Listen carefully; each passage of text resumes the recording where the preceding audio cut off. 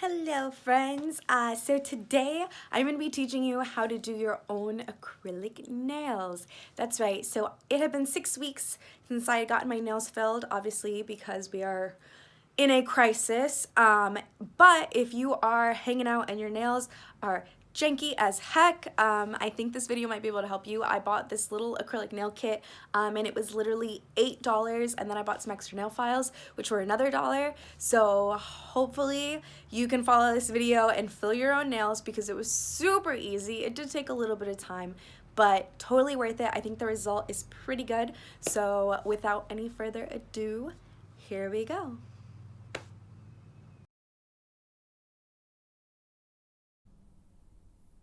Okay, so you're going to want to set up your little area.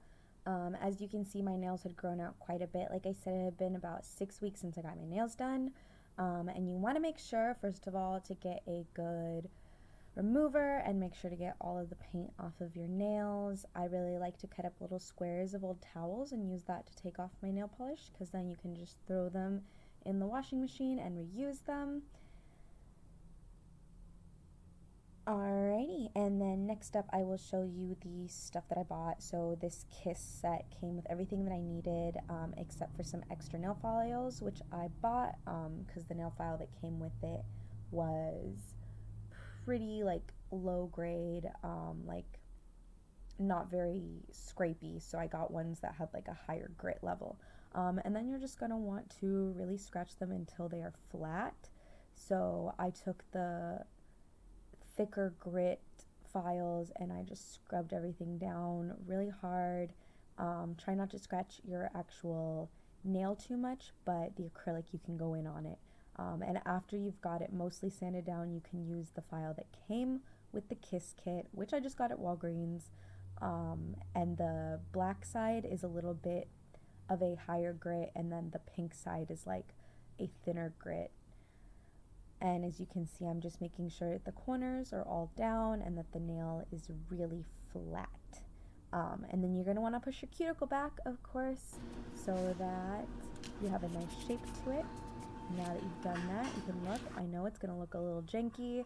You're going to be wondering if you made the right decision. You have. Don't worry.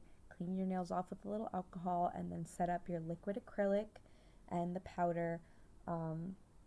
You're just going to want to make sure that everything is like set up in a way that makes the most sense.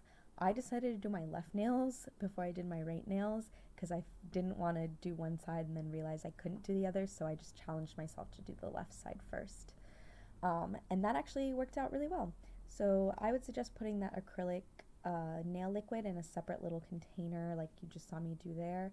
And then I'm going to wipe some of that acrylic just over each one of the nails to help everything bond together.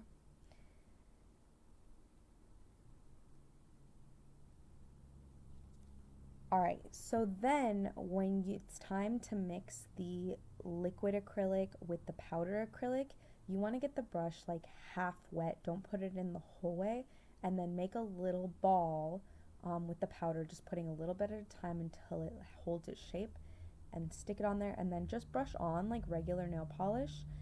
If you were getting this done at the salon, I know that usually they make a thicker solution, but for filling them at home, I found it a lot easier to have the solution be a little more watery, because instead of trying to do it in one swoop really thick, I could do 2 thinner layers and then I could control it more because it dries a lot faster the thicker that it is, like the less liquid that there is in it. And I have found that it dries slower but just as hard if you do a thinner mixture. And this is like the part that you should be careful on, but also if you're doing the layers thin enough, don't worry too much. It's going to be a little bit gritty, probably because I am doing like a thinner liquid, but it ended up working out okay for me. You can use your other nail, as I'm doing right there, to sort of scrape off any of the additional stuff. Don't want to get it on your cuticle too much, and like just keep the shape. As you can see, I keep putting the liquid acrylic on the brush to clean it off in between putting more acrylic on each nail. That just keeps the acrylic from drying onto the brush, which is really important because once that acrylic dries, I mean, there might be ways to get it off, but I don't know what that would be. So if you ruin the brush, you're gonna have to get another one. But I think you should be okay as long as you keep dipping the brush in that liquid acrylic mixture, because the more liquid there seems to be, the less it hardens quickly. And then just wipe it off, keep wiping it. I ended up having to throw that little towel away because it really does get like super hard and crusty, but that's why it's nice to use an old piece of towel because it's already reused. I think you can see it better right here where I'm putting the acrylic on. As you can see on the corner of that thumbnail where I'm pointing right now, there was like a part that I wish that I had sanded more, because the more you sand it, the more seamlessly it flows, and the better it looks without any nail polish on. But I am going to put nail polish on over these nails. It's definitely up to you how much you want to sand it. I just didn't want to sand my natural nail too much, so I went ahead and decided it would be okay if they weren't perfect. But clearly up to you. If you want, you can always sand a lot more. And also, you can get an electric Dremel online on Amazon. I saw them, I think the cheapest one was like $15. I don't know if you want to buy a $15 one, but you could get one for like $30, $40, and that might help you do your nails a lot faster, because mine took quite a bit of time. I would say like, oh gosh, to fill them with the sanding, it definitely took like 45 minutes because I had to sand my own hands. But as you can see there, I'm just doing like long, thin layers, and then making sure to get off any of that excess. I feel like I did a pretty good job. I don't know about y'all. Let me know in the comments if you are horrified by what I'm doing to my nails right now. Oh gosh. Okay, I think this might be the last little bit, putting that last layer on. So after you do finish putting the acrylic on, remember you need to let it sit for 3 to 5 minutes in order for it to dry before you start sanding it. Because if you start sanding it too soon, it's still going to be like goopy, and then you're just going to like peel it off, or it's going to get stuck. So there we are, and then you're going to want to file again once you have it all dry. Just do the same thing.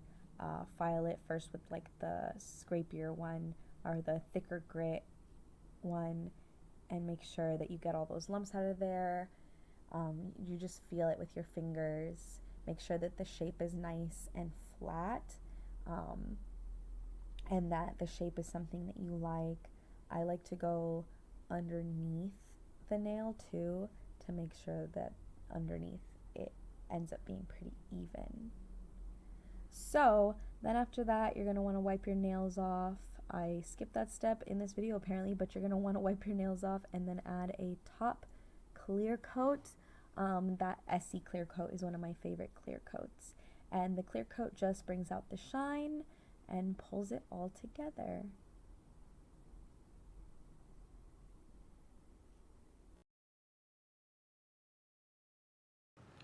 And that's it. Now you have your nails done. I added a little bit of color, as you can see. I did like a blue one and a pink one, and then I did a green one on the nail I'm holding my camera with. But it's a really nice effect. I definitely recommend the nail polish over it to like cover up any little